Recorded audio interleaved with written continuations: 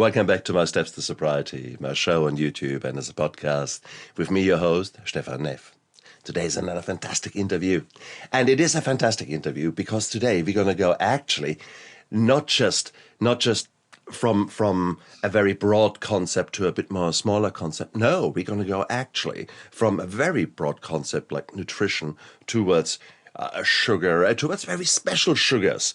So highly specialized today, but really also highly cool because most of you will have by now gotten the message that sugar, refined sugar specifically, is not so clever for you. And that is actually one of the most addictive substances in this world. Yet here we are falling foul of it every single day. Wouldn't it be nice if there are actually different sugars out there that would be conveniently available? And guess what? A, there are, and we're going to talk about them today, one particular version. B, but we are going also today into transformation, because that's what this show is all about. And about making your dreams come true, okay? That is, if you listen to the intro music of this show, it's exactly chosen for one reason. Dream on. Dream on. And if there's a dream, make that dream come true. It is only up to you to do that. And today we've got one great example here. I've got Chelle Murphy here, a woman who really has made her dream come true. And I want to know how. I want to know how this transformation came about. So, Chelle, I'm so happy to have you on my show. Welcome. Thank you for having me. I'm excited to be here. And it's weird, isn't it? If I had told you 10 years ago you're going to be one day a guest on a talk show and we're going to make a difference to this world, what would you have thought? Well, I for sure wouldn't have thought I would be living in the middle of the Sahara Desert. That's for sure. Well, exactly. There's one point. So talk about making changes in your life. So, so how did your story come about? First of all, let's talk about your story and sugar and story and eating. This is how were you as a child? Was your family bringing you up as a very healthy eater, or were you a girl who loved the chocolate and the cookies and the biscuits and everything? Yeah, so I grew up in a time when I don't think we looked at labels very much, and whatever was most convenient, we did. So, and my mom, she cooked a lot. What we would say in America, we say people assemble food in the West. And then in Africa, where we live, we actually have to cook, right? We have to cook from scratch. We can't just go buy a package of something or a can of something and throw it all together. And so moving here has really taught me how to eat healthier and whole foods. And you don't really know that it makes such a big difference until you start doing it. And then you start feeling really good. And I wondered why I never did it before. So, yeah, I grew up, with Kool-Aid and all those terrible things and cooking with Crisco a lot. I mean, my mom, she always wanted to put good meals on the table, but they weren't always the most nutritious. And yes, I did have a very bad sweet tooth, and I didn't know what sugar did to you or how it affected your body. And so, it wasn't the healthiest eating, for sure. Did that reflect in your weight? No, I have a really fast metabolism. So fortunately it didn't. Other people in my family who aren't built the same way it did. And so I think that has a lot to do with it as well. Not just the way you eat, but also exercise. I was a very active person and into sports and things. And so I think that helps a lot. Yeah. Well, that was your saving grace, because so many young people, they struggle with their anxieties, with their hormones, with all their things, that the change that is happening every day in their young lives. And it can be very overwhelming. Add to that then a body that is exploding because you don't know the difference between good foods and bad foods, or food as a means of actually nourishing your body versus falling foul to bliss points and chemical engineering that is designing certain things, I don't even want to call them food, to be as addictive as humanly possible so that the food industry can make more money. So I think these are the, and how many young people are therefore are we setting up to fail just by social engineering? So you Right. were a lucky girl there. Having So a said, lot of those 0-calorie sugars that are supposed to help you lose weight, they're like 300 times sweeter than normal sugar. So it's not that most of them have the same amount of calories of sugar per gram.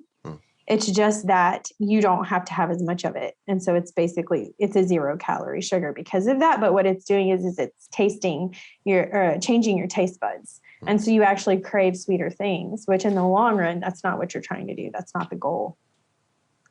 I didn't even click onto that, but now that you're spelling it out, That makes sense. that makes perfect sense.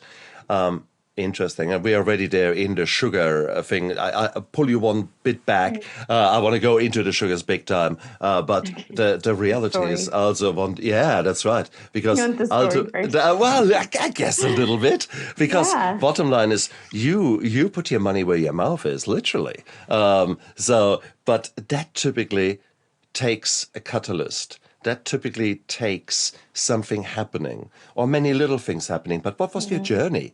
Why did you become convinced that I want to change my life? Okay, so my nephew plays a big part in this. But first I'll go back so the story makes a little bit of sense. So my family, we moved to North Africa in 2015, my husband and I, with our one daughter at the time. And we ran a language business for 4 years first. And so we got to know the country a little bit. And that's what initially brought us here. But then after 4 years of growing this business, we took a trip down south to the Sahara Desert when we visited a date oasis town. And it was during the fall season, the harvest, which is like right now, they're finishing up the harvest. And the locals would come up to our car and they'd pass dates through the window for us to try. And before this, I hadn't really eaten many dates. It wasn't really a popular thing growing up. I know it's more common to see those in the grocery stores now, but because now people are becoming aware of how nutritious they are. But I really hadn't eaten many dates in my diet.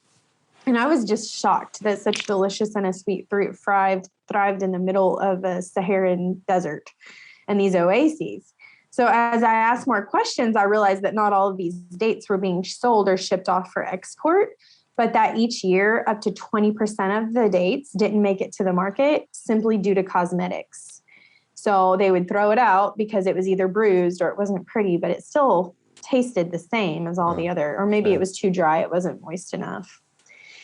And so the more time I spent here in the desert, the more we fell in love with it. It's just kind of a beautiful place in its own regard. And it's just an ideal ambiance for spiritual reflection. And it's a slow paced kind of life. And it's perfect when you have little kids. Now, I don't know if it'll work when they grow up and they're teenagers, but right now it's working.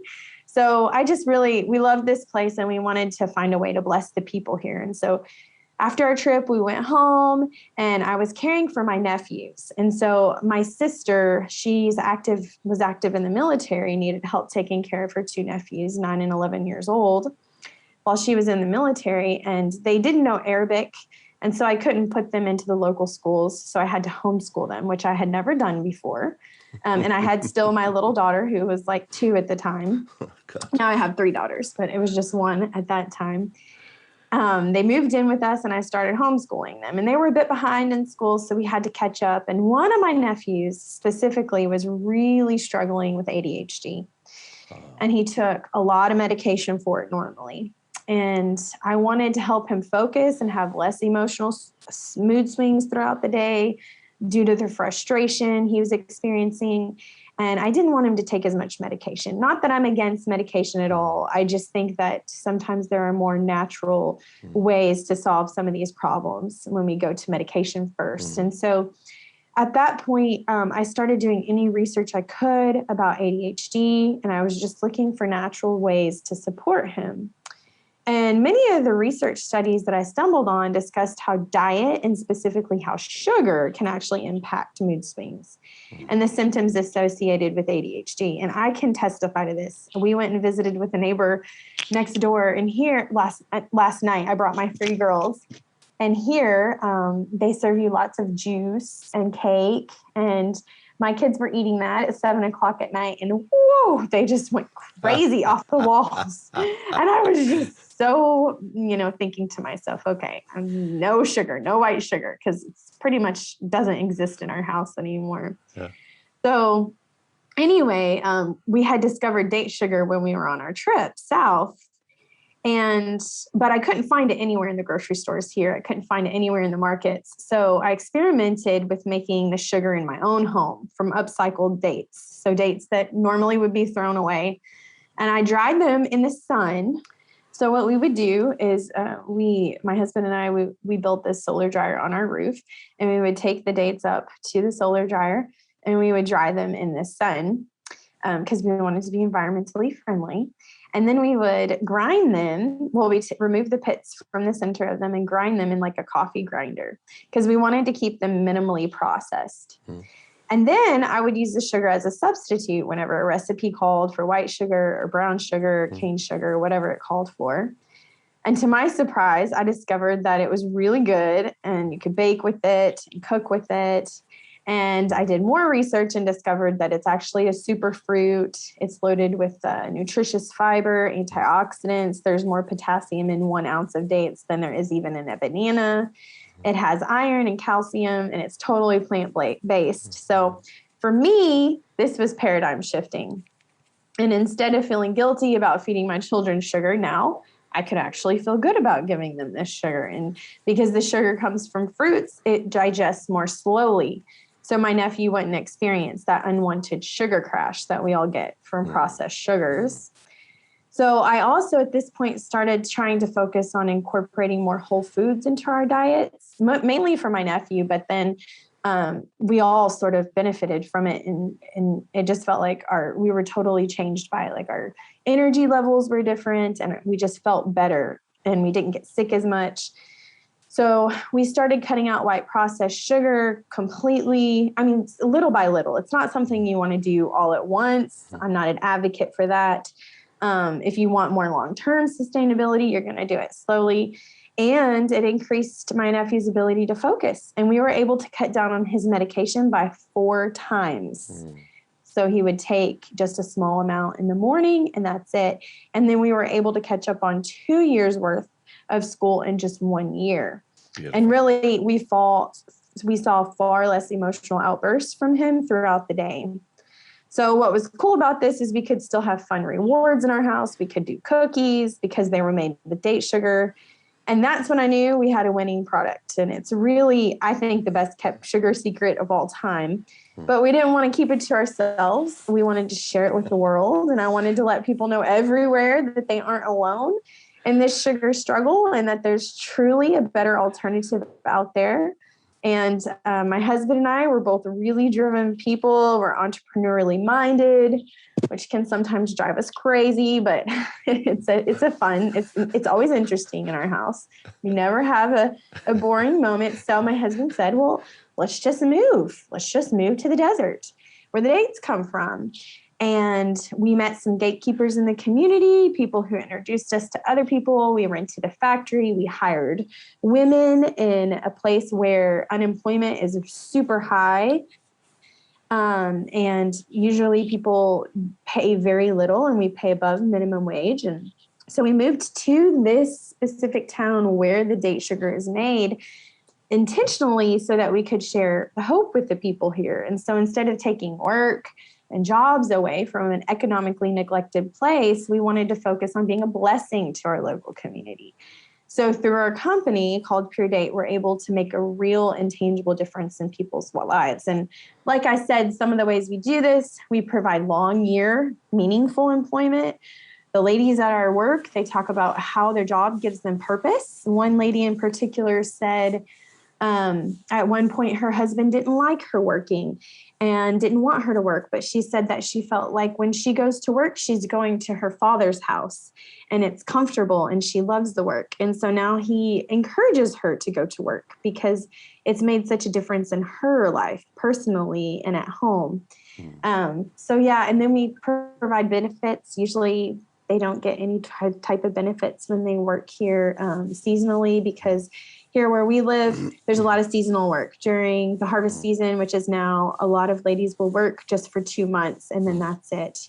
And then of course, most of our women, most of the ladies at our factory, they're women. We have a few men, but mostly women trying to earn a living for their families. And we want to empower them to make a brighter future possible for them and for their children. So a lot of times we'll run English camps in the youth for our community, or I started this thing a couple months ago where we bring in a coach, an instructor, and we do exercises 2 mornings a week before work with the ladies. So they're feeling like they're getting that. And so just little things like that, making them feel special, pouring into them, making them feel human. So a lot of times what we say is we're committed to sweetening the lives of everyone we come in contact with. So we desire that behind and in front of every package. So that means you who are consuming the sugar, but also the people who make the sugar, is a transformed life. And that's what our hope is. And that's why we're here. And that's what we aim to do. So yeah, that's our story. A, it's a beautiful sales pitch.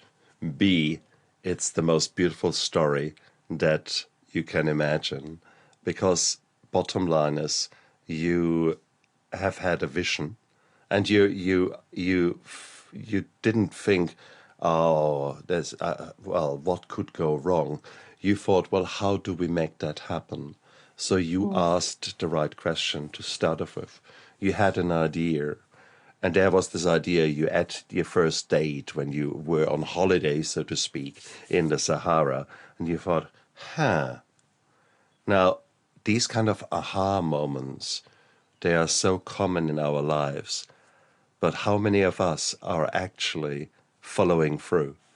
And how many people are actually saying, yeah, why not? Why not? What would it take? What would that mean for me? Now, so there is this journey of transformation in you to say, yeah, come on. Now, in fairness, you were a go-getter, an entrepreneurial person, as you were saying. You allowed your brain to grow into that mindset, and that mindset has now become you, and that's beautiful, and that is beautiful. So for all of you out there, please, please, please don't ask, oh my God, I can't do that. And this bloody imposter syndrome, the kind of, who are you to make date sugar? It is just, oh, for crying out loud. That's what I would have. You had today interviewed 220, something like that. So when I started out, what do you think these voices told me? Who are you to have a show? No one will listen to you. You're a doctor, you're boring. You're on the wrong side of 50. You're fat. You're ugly. You're all voices. And you think, oh my God. And luckily I didn't listen to these noises, because these were noises really. They were not even voices. They were not worthwhile listening to. And here I am nowadays, and I've allowed myself to grow into this position that I now can listen to people like you and learn from your transformation, learn from what made you tick, and therefore grow again myself. So it's a flow-on effect that we all can do. So by actually taking a tiny little step of shutting up that voice to start off with, and actually say, well, what would it take with my dream to actually make that come true? What actually would have to happen? And then you need to rephrase that question a little bit. What do I need to make happen? And how can I make it happen? If you ask yourself these questions, your brain is designed to come up with answers. And I think there's this fullness of life that we can live into that we often don't, because we're paralyzed by fear. And I think COVID has made that even worse. Yeah. I think people have anxiety now that have never had anxiety before. They're struggling with it because there's less certainties about things than there were before. And so, and I'm not saying like doing this is easy, and I'm not saying this is for everyone, that everybody should go and start a business, because really it's not for everybody. Some people are more visionary and some people are more implementers. And so, but I think for sure, like there would be a part missing if we didn't do this. So there would be a hole or a part of us that are just, we're not satisfied. I think there's this fullness that we're called to live into. And oftentimes we don't, because we are paralyzed by the fear and it overtakes us. So, yeah. And it is so important that you follow your dreams. There are no two ways around that. You have actually done that, and you're now surfing that wave of excitement of, wow, we did that. Your first batch of sugar, you must have been grinning from ear to ear, literally. And how beautiful was that? I mean, that is an achievement. That is something that you can tell your children. What did your mummy and daddy do? Were they sort of boring 9 to 5? Yeah, they were. Yeah, well, not so boring. Where did you live? Where? And, yeah, instead for fun, we go out on the dunes and roll down the dunes for fun in the desert and ride camels. And this last week was the school break, so we went and slept in caves where the Berber people used to live. And, Oh, wow. Just really cool, fun life, really. Wow. But not easy. No two ways around that. But let's look at the benefits of it. And with that, let's come actually to the sugars. Nerd alert, science dude, and doctor, knows a little bit about biochemistry and sugars, etc. A little intimidated about talking to you about that. Bullshit. You probably know more than I do. Oh, bullshit. No. This is not a pissing contest, okay? This is us being honest with each other and just explaining a little bit, because what you just said earlier on with regards to the increased levels of sweetness, that is, of course, significant. But let's do a quick, let me talk for a second. I mean, what happens when you eat sugar, refined sugar especially? Your body needs sugar. First of all, you need sugar, okay? End of the story. Carbohydrates is something that your body uses, and sugar are little molecules, little things that are sort of stacked together. So two little glucose or glucose fructose. These are the molecules that make out your sugar. Various sugars. There are various sugars out there. Some of the sugars is what your body really wants, and your body is using those sugars and putting them next to each other, like Lego, and start building things like glycogen. And glycogen is basically something that your body stores for energy in the case that something happens. So there you go. So this is a normal thing. Your body has learned that without sugar, you will die. So therefore, we better have some reserves. And so it builds up the reserves. That's cool. And then you keep eating the sugar and it thinks, wow, my reserves are full. Well, I still want more reserves. So therefore, we put that sugar, we convert it into fat. So these are sort of the things. So from healthy storage to maybe not so healthy storage. That's what happens when you do the sugar. Now, the sugar, when you put it in your mouth, it very quickly gets into your system, and very quickly it goes up in the blood. The levels go up in the bloodstream. And your body knows that too much sugar is not really clever. So therefore, it pours out a hormone called insulin. And insulin is a really cool thing that sort of immediately says, whoa, there's a lot of sugar there. We take that sugar and put it into the muscle, and we convert it to other things. So therefore, it brings the level of sugar back down. Now, insulin is pretty cool to have. And those people who don't have it, like diabetics, they pay the price for it. There you go. But the insulin equally is actually very, very active and very powerful. So therefore, your sugar goes up and you feel high like a kite. I feel good, yeah. And then insulin comes in, and within half an hour, the sugar levels go. A roller coaster is nothing against it. And what happens afterwards is you're hanging in there. Is half an hour later, you think, oh my God, I could go for a sleep. But exactly. So that sky high to deepest low Well, that is greetings to the sugar levels that you're doing. So that muffin might be really good for your soul right now, but unfortunately, you trigger that roller coaster. So if you're an Mm. addict, do you really think that you're happy with that low down there? Or might that low actually trigger, oh God, I just want to drink. I feel so shitty, or I just want to use, or things like that. So there are actually flow on effects. Do you think you're going to be as effective at work when you're just having that crushing of your blood sugar levels? So Mm. that is happening, and that is happening specifically with the refined sugars, because it's your body doesn't need to do anything. It doesn't need to cut things down, chop up the apple, so to speak, down there in your tummy, and then chop up the sugars in there and then absorb them, which all takes time, and you don't get that rush, but you actually get a slow rise of the blood sugar, and therefore you don't get the crash afterwards. So that's Yeah. just anatomy and physiology. That is what happens when we eat sort of the healthy sugars, which are sort of slow rise of your blood levels, and then nice, happy, comfy, fine, versus way crash. Mm. Okay, so Yeah. these are the differences. So that's just to explain to you why where we are coming from. Just what happens every time we eat. Mm. When I Thank come, you. That's put really well and in simple terms. I understand. well, no, that's because that's where you come in. That's where you have now started to actually get complex foods and the dates. They are such superfoods Mm. where you are actually working with them. Um, that what I find so amazing, I think from all the story what we've said so far, your nephew is, I think, the one thing that really is so beautiful.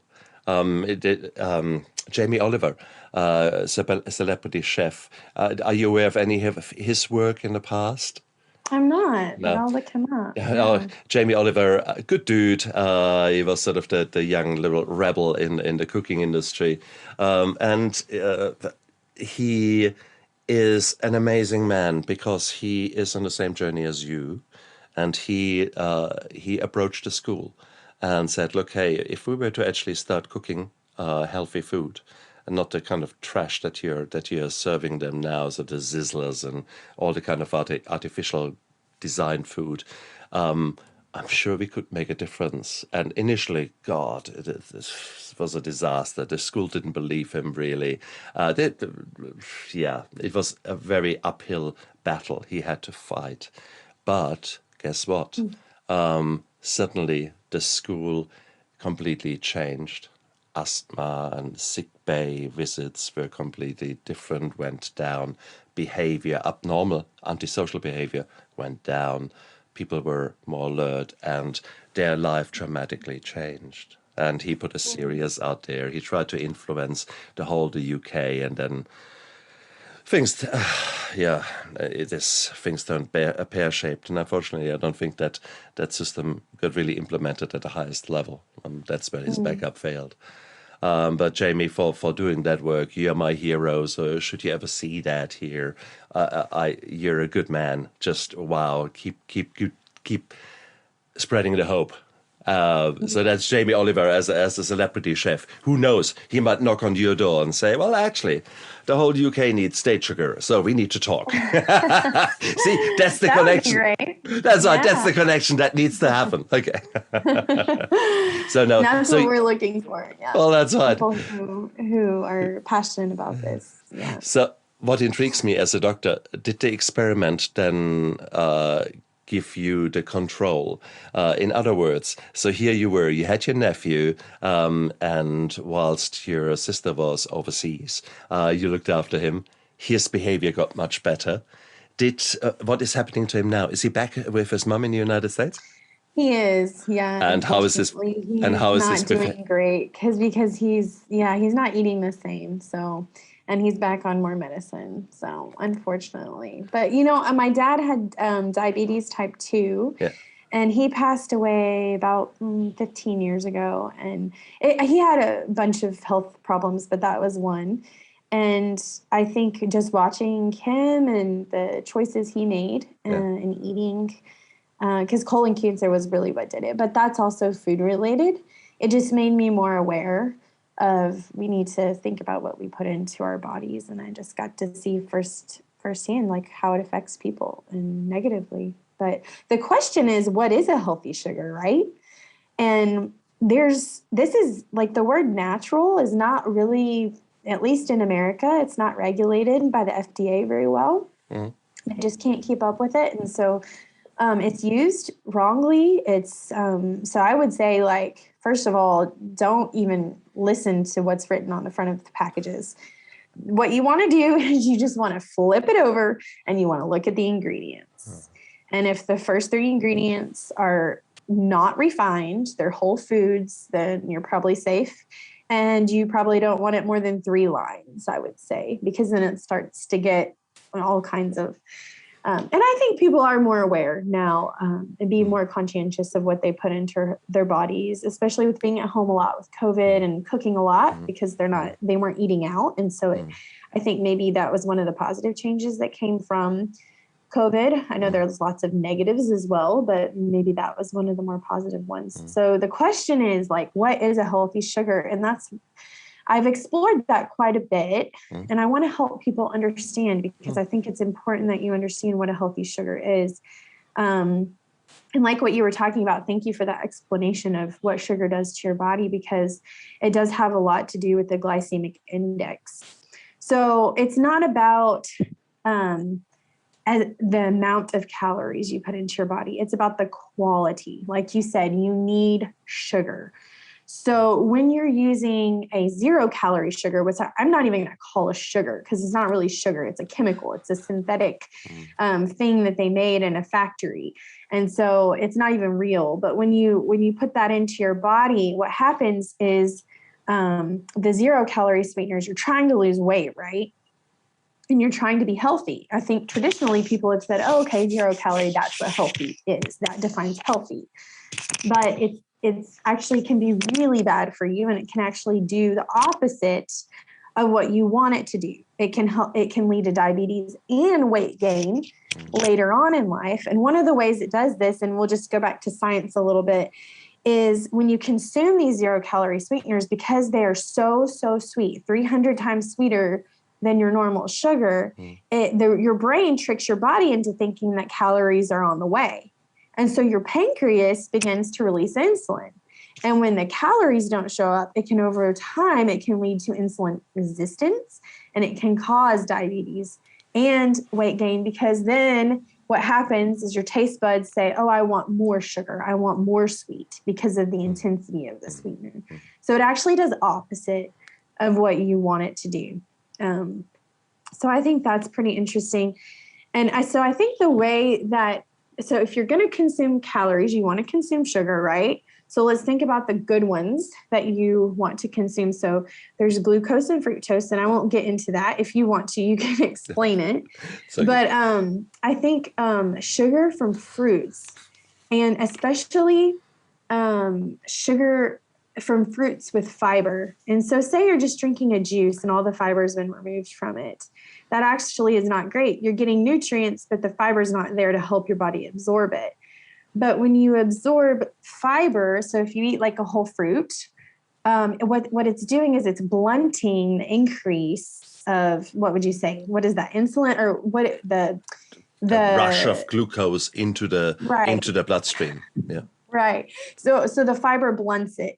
And I'm not going to say if you're diabetic, you should eat a bunch of dates, because you shouldn't. Probably, everything in moderation is just a really good rule of thumb, but it's not going to do as much harm to you as regular sugar, and you can eat it in moderation. So I think eating things in their most natural form is just good anyway, but it's especially good when it comes to sugar. And so the question is how natural something is. So I Googled, just for fun, I was like, I Googled, what is the most natural sugar? And what popped up was stevia. And so I started doing some research on stevia, and come to find out the stevia that we consume is not the stevia from the natural plant. It's what's happened is they've refined it so much that as they've refined it, it's no longer natural. They've taken all the nutrients out of its original form because it's been processed. So even sugars that maybe originally had some nutrition in it has now been removed. Now there's a few that aren't, like maple syrup or honey, but honey has a high glycemic index and it has a lot of calories, more than sugar. Maple syrup has a lot of calories as well. So there's blackstrap molasses is actually not bad for you, but I don't know that anybody wants to put that in their coffee. It's kind of a strong flavor. So the more natural a sugar is, the better. The more nutrients from its original natural source remain intact because it's been minimally changed. So that's one thing that you want to look for when you're looking for a natural sugar. And then the other thing would just be the glycemic index, like we talked about before. You don't want a sugar with a really high glycemic index. So like honey, even though it's natural and it's got lots of good nutrients for you, it's still going to be high. And that's not good because you're going to have that sugar crash.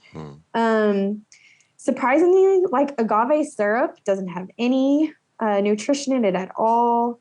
It is processed. Again, it comes from the agave plant. So it boasts itself on how natural it is, but it's not natural anymore after it's been processed.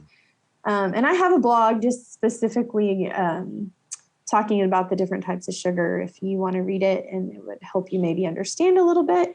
So that's definitely one thing to look at is just how naturally sourced it is, how processed it is, because it could be natural, but then processed, and then that's no good for you. And then how much nutrition and calories it has. So those are the things that I look at when I look for a sugar substitute. And these are very, very, very good things that you're saying. And ultimately, you don't need to talk about sugar here, but that the principles that you said about your food are so true. So the more fiber there is, the more natural they are, the better it is for the body. Let me explain one more little aspect there. If you look at your body right now, so Shelley, there you are, the beautiful Chelle Murphy that is sitting there. Now, if I look at all the cells that make out Shelley, there are only a small part that is actually coming from her mommy and daddy. So the flowers and the bees and boy and girl meet, etc. And then suddenly a baby comes. But if I look at you cell by cell, there is actually, there are so many more, by a factor 10, bacteria that make you out. And those bacteria, some of them are there just living there, they just happen to be you. Others are an integral part and they live in your gut, so the gut microbiome. Now, these are really, really, really important. And guess what? Sugars can mess around with them quite a lot, because in this gut microbiome you've got a constant fight for evil and good. There's sort of like imagine the evil person there talking in your head and the good person there, the angel there. That's happening in your gut. Now you want to strengthen the good guys, because down there they are creating so many substances that are important for you, that are nourishing you, that keep you alive. There is so much goodness happening down there, and if we don't help the good guys win, then there is a lot of bad things happening, and that is a flow-on effect, and where certain diseases can start. So I've dumped it down, made it very very simple, but it's actually the best explanation. So please trust me on that. The reality is that all these bugs down there, they go nuts when they get the sugar. But what they really, really love, what they really like to eat, especially the good guys, is fiber. The fiber that you guys can't deal with. Don't eat grass clippings, but eat the spinach in its raw form. Eat the dates, which is full of fiber. Eat those kind of things. So you are not only the substances that we're filtering out that we need in our body are there, but you're also filtering or giving the fiber that the good guys down there in your gut need to actually grow and make some of the good feel factors that we do. So there is actually very much an emotional brain sitting down there in your gut, and you can control with your diet what that does. So bottom line is, there are many aspects there why many reasons why we should eat as natural as we possibly can, and why there should be some salad leaves and some raw food grated down, be in every single meal that you're creating.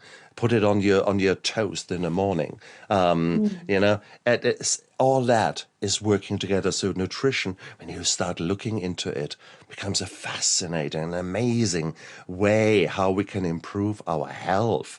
And it's not just the saying, it's not just wishy-washy, it's hands-on love that you give your body. And Shelley, you're doing that. That's right. You are actually, you have said, hey, we can do that. And your family you're laying a foundation for your family that the flow-on effects you have not even begin to grasp as far as Right. the health of your children is concerned. Your girls are growing up in a very different, natural way. There is, I want to be able to move forward in time and see what happens to them and see the growth in comparison with their peers, maybe in Mhm. America, who have not had the chance to live such a healthy life.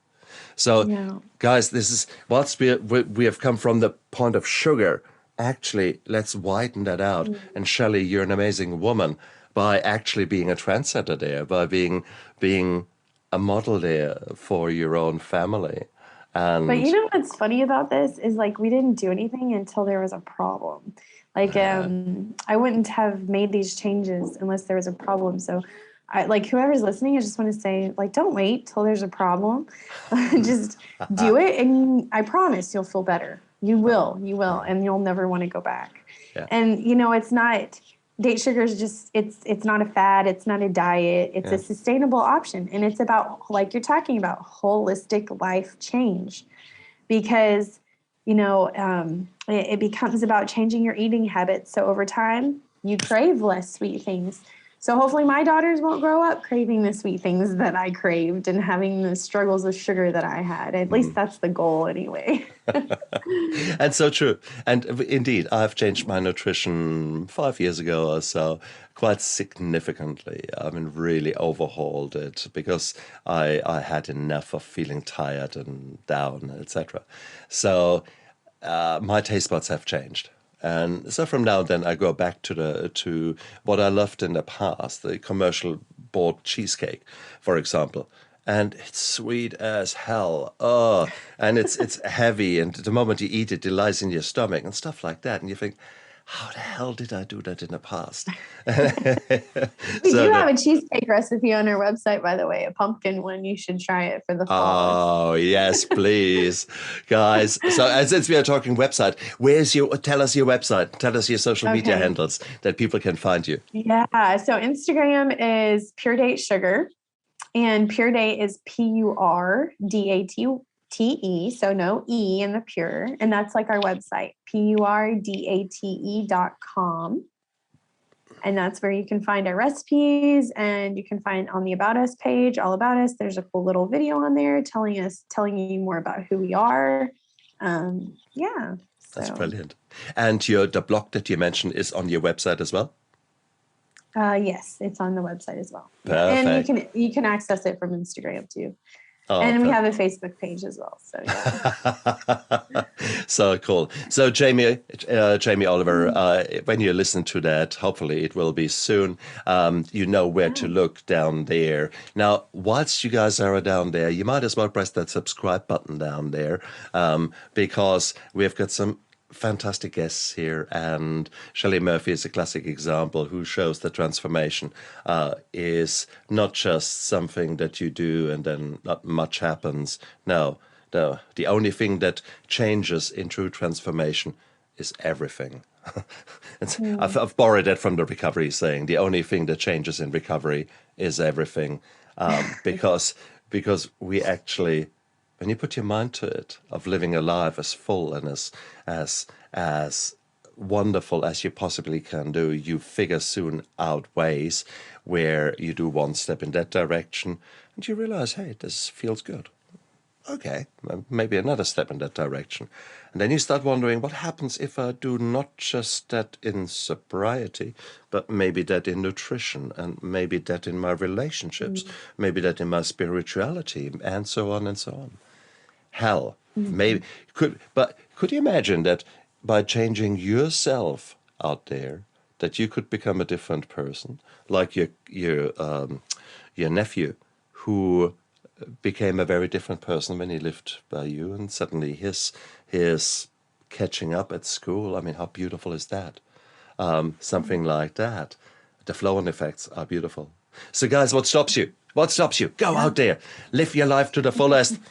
And that might very well mean checking Chelle's workout and see how you can maybe get that onto your table and use her product, the date sugar, or maybe other products that come in the future. How you can use that more common. How you can use dates in its own right in your cooking. And thank you, Chelle, because you just put a thought in my head. I really need to do a video on how to make bliss balls, because I'm making some mean bliss balls, and I use dates as one of the key ingredients to it, and some oats, etc. And you can make them healthy and they are very scrummy yummy. So, guys, okay, it's Christmas after all. Come on, there's my Christmas gift to you guys. I will. Next week, I'll put a video together and put it out there as my Merry Christmas to you. And I will use dates. Unfortunately, they will not be from Tunisia. I don't know where my dates are actually coming from. And there's a question, why not use your dates? So we need to talk, don't we? Oh, no, that's wonderful. Chelle, thank you so much for coming onto my show. You're an amazing woman. You've changed your life. You've changed the life of your family. You've changed the life of your community, and you persevere in making this world a little bit of a better place. And how nice is that? That is what I call leaving a legacy. And I'm honored and humbled that you came as a guest on my show. Thank you so much. Thank you for having me. Absolute pleasure. And you guys out there, look, if two numbnuts like us can sort that out, sort our lives out, and actually say, you know what stops you? Is there really no chance for you? Is your life really so dark? Is your life really so hopeless? Or is there maybe just a glimmer of hope? And have a look where that glimmer is in your life and see what you can do. Tiny little baby steps. Tiny steps, and who knows where they go. Cool. So you guys out there, look after yourself. Bye.